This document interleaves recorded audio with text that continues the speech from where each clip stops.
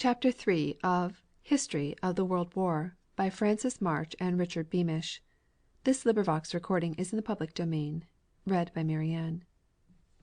III WHY the World Went to War. While it is true that the war was conceived in Berlin, it is none the less true that it was born in the Balkans. It is necessary, in order that we may view with correct perspective the background of the World War, that we gain some notion of the Balkan States and the complications entering into their relations. These countries have been the adopted children of the great European powers during generations of rulers. Russia assumed guardianship of the nations having a preponderance of Slavic blood. Roumania, with its Latin consanguinities, was close to France and Italy. Bulgaria, Greece, and Balkan Turkey were debatable regions, wherein the diplomats of the rival nations secured temporary victories by devious methods. The Balkans have fierce hatreds and have been the site of sudden historic wars. At the time of the declaration of the World War, the Balkan nations were living under the provisions of the Treaty of Bucharest, dated August 10, 1913. Greece, Roumania, Bulgaria, Serbia, and Montenegro were signers, and Turkey acquiesced in its provisions. The assassination at Sarajevo had sent a convulsive shudder throughout the Balkans. The reason lay in the century-old antagonism between the Slav and the Teuton. Serbia, Montenegro, and Russia had never forgiven Austria for seizing Bosnia and Herzegovina and making these Slavic peoples subjects of the Austrian crown. Bulgaria, Roumania, and Turkey remained cold at the news of the assassination. German diplomacy was in the ascent at these courts, and the prospect of war with Germany as their great ally presented no terrors for them. The sympathies of the people of Greece were with Serbia, but the Grecian court, because the Queen of Greece was the only sister of the German Kaiser, was wholeheartedly with Austria. Perhaps at the first the Roumanians were most nearly neutral. They believed strongly that each of the small nations of the Balkan region, as well as all of the small nations that had been absorbed but had not been digested by Austria, should cut itself from the leading strings held by the large European powers. There was a distinct undercurrent for a federation resembling that of the United States of America between these peoples. This was expressed most clearly by M. Ionesco, leader of the Liberal Party of Roumania and generally recognized as the ablest statesman of Middle Europe. He declared: I always believed and still believe that the Balkan States cannot secure their future otherwise than by a close understanding among themselves, whether this understanding shall or shall not take the form of a federation. No one of the Balkan States is strong enough to resist the pressure from one or another of the European powers. For this reason I am deeply grieved to see in the Balkan coalition of 1912 Roumania not invited. If Roumania had taken part in the first one, we should not have had the second. I did all that was in my power and succeeded in preventing the war between Roumania and the Balkan League in the winter of 1912 13. I risked my popularity, and I do not feel sorry for it. I employed all my efforts to prevent the second Balkan War, which, as is well known, was profitable to us. I repeatedly told the Bulgarians that they ought not to enter it because in that case we would enter it too, but I was not successful in my efforts. During the second Balkan War I did all in my power to end it as quickly as possible. At the conference at Bucharest I made efforts, as Mr. Pasic and Mr. Venizelos know very well, to secure for beaten Bulgaria the best terms. My object was to obtain a new coalition of all the Balkan States, including Roumania. Had I succeeded in this the situation would be much better. No reasonable man will deny that the Balkan States are neutralizing each other at the present time, which in itself makes the whole situation all the more miserable. In October, 1913, when I succeeded in facilitating the conclusion of peace between Greece and Turkey, I was pursuing the same object of the Balkan coalition. On my return from Athens I endeavored, though without success, to put the Greco-Turkish relations on a basis of friendship, being convinced that the well-understood interest of both countries lies not only in friendly relations, but even in an alliance between them. The dissensions that exist between the Balkan States can be settled in a friendly way without war. The best moment for this would be after the general war, when the map of Europe will be remade. The Balkan country which would start war against another Balkan country would commit, not only a crime against her own future, but an act of folly as well. The destiny and future of the Balkan States, and of all the small European peoples as well, will not be regulated by fratricidal wars, but, with this great European struggle, the real object of which is to settle the question whether Europe shall enter an era of justice and therefore happiness for the small peoples, or whether we will face a period of oppression more or less gilt-edged. And as I have always believed that wisdom and truth will triumph in the end, I want to believe, too, that, in spite of the pessimistic news reaching me from the different sides of the Balkan countries, there will be no war among them in order to justify those who do not believe in the vitality of the small peoples. The conference at Rome, April 10, 1918, to settle outstanding questions between the Italians and the Slavs of the Adriatic, drew attention to these Slavonic peoples in Europe who were under the non-Slavonic rule. At the beginning of the war there were three great Slavonic groups in Europe. First, the Russians with the Little Russians, speaking languages not more different than the dialect of Yorkshire is from the dialect of Devonshire. Second, a central group, including the Poles, the Czechs or Bohemians, the Moravians, and Slovaks, this group thus being separated under the four crowns of Russia, Germany, Austria, and Hungary. The third, the southern group, included the Sclavonians, the Croatians, the Dalmatians, Bosnians, Herzegovinians, the Slavs, generally called Slovenes, in the western part of Austria, down to Gorizia, and also the two independent kingdoms of Montenegro and Serbia. Like the central group, this southern group of Slavs was divided under four crowns, Hungary, Austria, Montenegro, and Serbia. But, in spite of the fact that half belonged to the Western and half to the Eastern Church, they are all essentially the same people, though with considerable infusion of non-Slavonic blood, there being a good deal of Turkish blood in Bosnia and Herzegovina. The languages, however, are practically identical. Formed largely of purely Slavonic materials, and curiously, much more closely connected with the Eastern Slav group, Russia and Little Russia, than with the Central group, Polish and Bohemian. A Russian of Moscow will find it much easier to understand a Slovene from Gorizia than a Pole from Warsaw.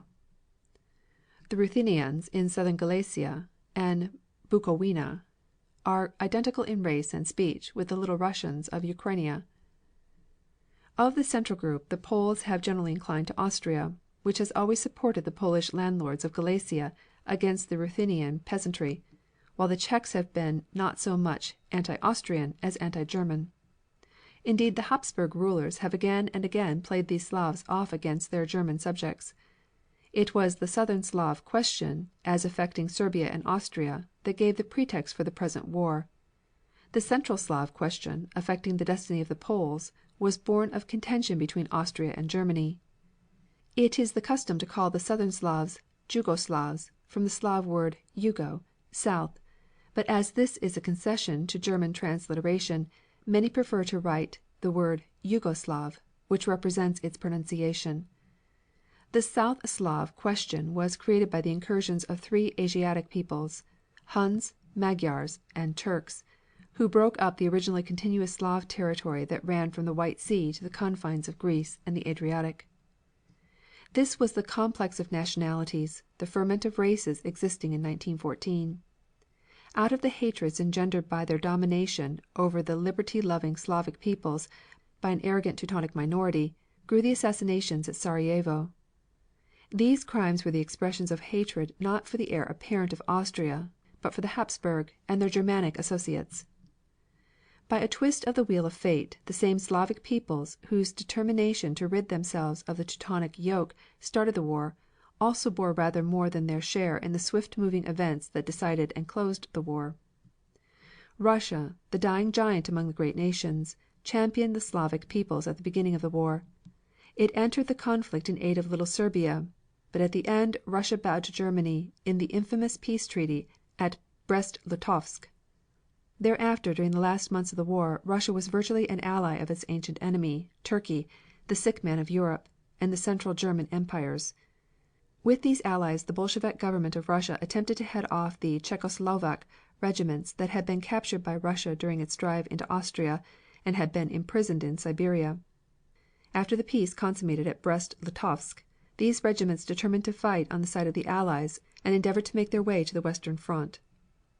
No war problems were more difficult than those of the Czechoslovaks. Few have been handled so masterfully. Surrounded by powerful enemies, which for centuries have been bent on destroying every trace of Slavic culture, they had learned how to defend themselves against every trick or scheme of the brutal Germans. The Czechoslovak Plan in Russia was of great value to the Allies all over the world, and was put at their service by Professor Thomas G. Masaryk. He went to Russia when everything was adrift, and got hold of Bohemian prisoners here and there, and organized them into a compact little army of 50,000 to 60,000 men. Equipped and fed, he moved them to whatever point had most power to thoroughly disrupt the German plans.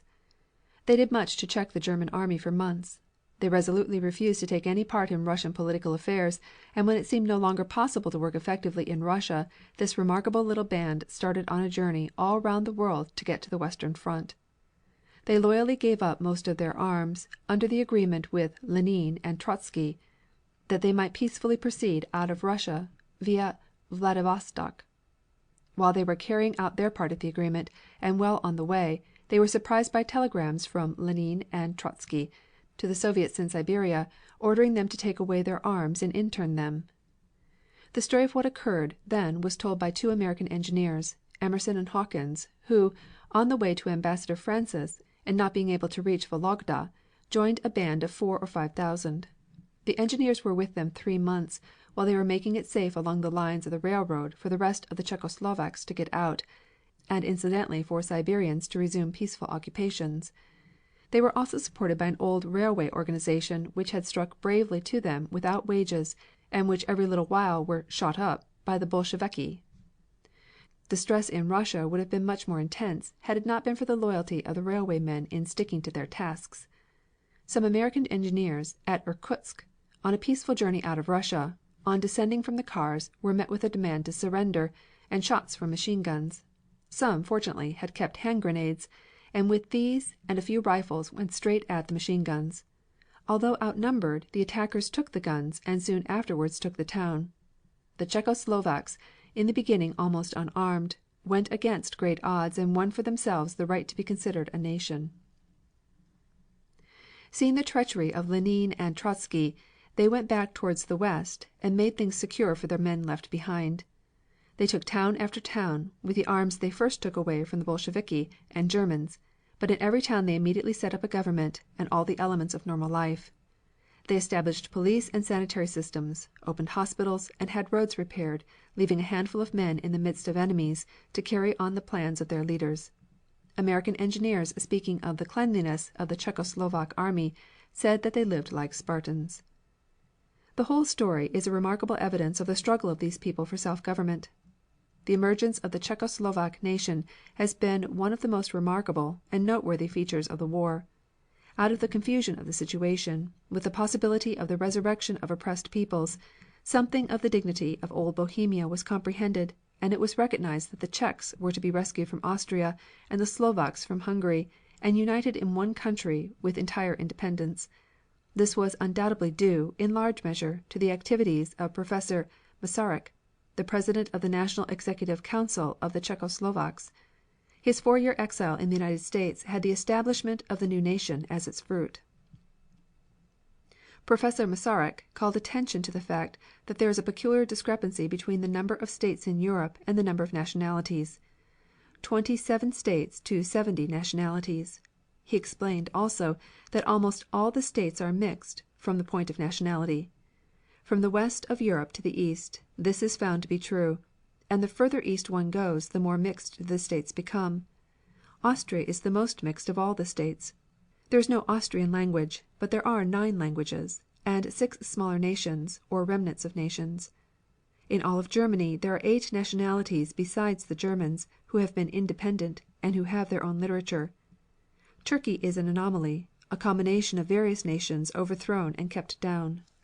Since the 18th century there has been a continuing strong movement from each nation to have its own state. Because of the mixed peoples there is much confusion.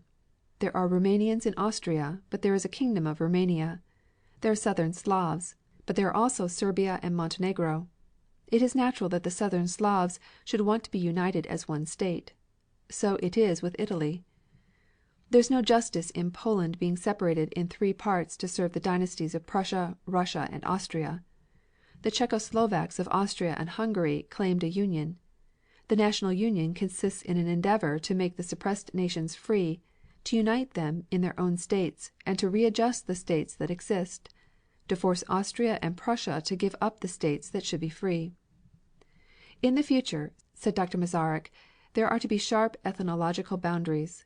The Czechoslovaks will guarantee the minorities absolute equality, but they will keep the German part of their country, because there are many Bohemians in it, and they do not trust the Germans." CHAPTER 4